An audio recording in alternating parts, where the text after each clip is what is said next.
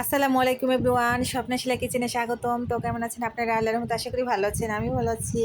তো আমার আজকের রেসিপিতে হচ্ছে পটল দিয়ে রুই মাছের ঝোল রান্না। আমি এই পটল দিয়ে রুই মাছের ঝোল রান্নাটা কীভাবে রান্না করব আপনারা ফুল ভিডিওটা না টেনে দেখবেন আশা করি। তো এই রান্নাটার জন্য আমাদের যা লাগবে, প্রথমে মাছগুলো আমি এই লবণ পানি দিয়ে খুব ভালো করে পরিষ্কার করে ধুয়ে নিয়েছি। তারপর আমি পটল নিয়েছি, পটল আমি পানি দিয়ে কিছুক্ষণ ভিজিয়ে রাখবো। এখানে একটি আলু নিয়েছি আর একটি টমেটো নিয়েছি। আমি দেশি পটলটা কিন্তু নিয়েছি, আর আপনারা চাইবেন দেশি পটলটা বাজার থেকে আনতে। আর এই হাইব্রিড যে ওই পটলটা থাকে না, ওই পটলটা কিন্তু গুল হয়ে থাকে, এই জন্য আপনারা দেখে আনবেন। আর আমি এখানে মাছগুলো হলুদ আর ধনিয়ার ফাঁকি লবণ পরিমাণ মতো দিয়ে মেখে রেখে দেবো।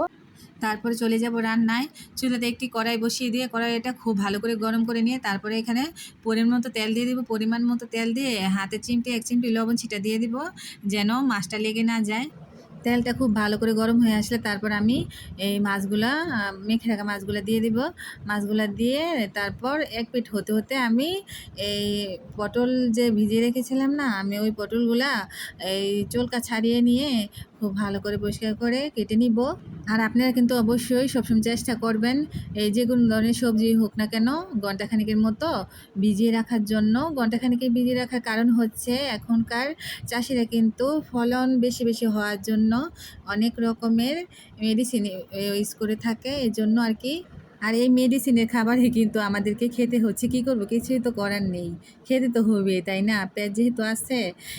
তারপর আমি এইভাবে সবগুলা পটলেই চুলকা ছাড়িয়ে নিব। আমি একটু চুলকা একটু ভারী ভারী করেই ছাড়িয়ে নিচ্ছি, কারণ আমি চুলকা দিয়ে ভর্তা তৈরি করব। তারপর আমার মাছও এদিক দিয়ে এক পিঠ ভাজা হয়ে গেছে। পরের পিঠটা আমি উল্টে ভেজে নিব খুব ভালো করে।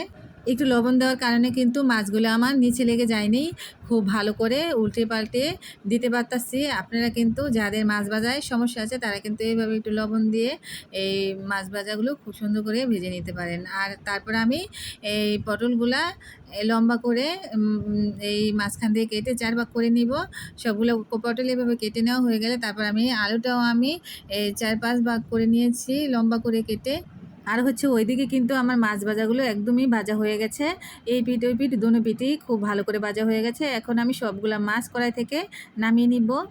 সবগুলা মাছ এইভাবে কড়াই থেকে নামানো হয়ে গেলে তারপর আমি ওই তেলে কিন্তু একটা আলু যে কেটে রেখেছিলাম না, ওই আলুটা দিয়ে একটু হালকা করে ভাজা করে নিব।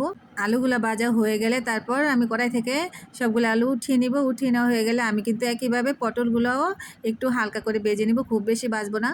দেখতেই পাচ্ছেন পটলগুলো কিন্তু একদমই কুচি, তাই খুব বেশি ভাজার কোনো প্রয়োজন নেই, এমনিতেই নরম হয়ে যাবে। এই জন্য আমি হালকা ভাজা করে একদম নামিয়ে নিব। তারপরে এখানে আমি একটি পেঁয়াজ কুচি আর কয়েকটা কাঁচামরিচ ফালি করে দিয়ে দিয়েছি। একটু নাড়াচাড়া করে এর মধ্যে দিয়ে দেবো হলুদ গুঁড়া, মরিচের গুঁড়া, ধনিয়ার ফাঁকি আর পরিমাণ মতো লবণ দিয়ে একটু পানি দিয়ে আর হচ্ছে গিয়ে মশলাটা এভাবে নাড়তে নাড়তে একটু তেল ছেড়ে দিলেই কিন্তু আমি এখানে এই সবগুলা আলু আর এই পটলগুলা যে ভেজে রেখেছিলাম না, ওইগুলো দিয়ে দিব। ওইগুলা দিয়ে তারপরে আমি আবার একটু নাড়াচাড়া করে মশলার সাথে মিশিয়ে তারপর আমি এখানে পরিমাণ মতো পানি দিয়ে দিব। পরিমাণ মতো পানি দিয়ে তারপর ঢাকনা দিয়ে কিছুক্ষণ আমি আরও রান্না করে নিব। তবে হ্যাঁ, আরেকটি কথা, আপনারা এখানে কিন্তু আরেকটু মরিচের গুঁড়াটা বাড়িয়েও দিতে পারেন, যে যেমন জাল খান আর কি পছন্দ করেন।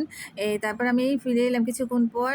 এই তরকারির ঝোলটা কিন্তু একদম ফুটে গেছে, প্রায় হয়ে গেছে। তারপর আমি এখানে সবগুলা ভাজা মাছগুলো আমি দিয়ে দিব।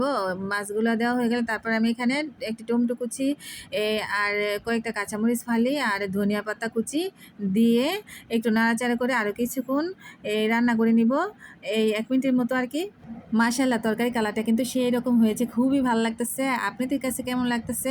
আর আপনারা কিন্তু অবশ্যই আমার মতো এইভাবে রান্না করে বাসায় খেয়ে আমাকে কমেন্টে জানাবেন। আর আমার চ্যানেলটি সাবস্ক্রাইব করে শেয়ার করে নোটিফিকেশন অন করে আমার চ্যানেলের পাশেই থাকবেন, যেন পরবর্তী ভিডিও দেওয়ার সাথে সাথে খুব সহজে আপনাদের কাছে পৌঁছে যায়। আবারও আসবো নতুন কোনো রেসিপি নিয়ে। সে পর্যন্ত ভালো থাকবেন, সুস্থ থাকবেন। আজকে এই পর্যন্ত, আল্লাহ হাফেজ।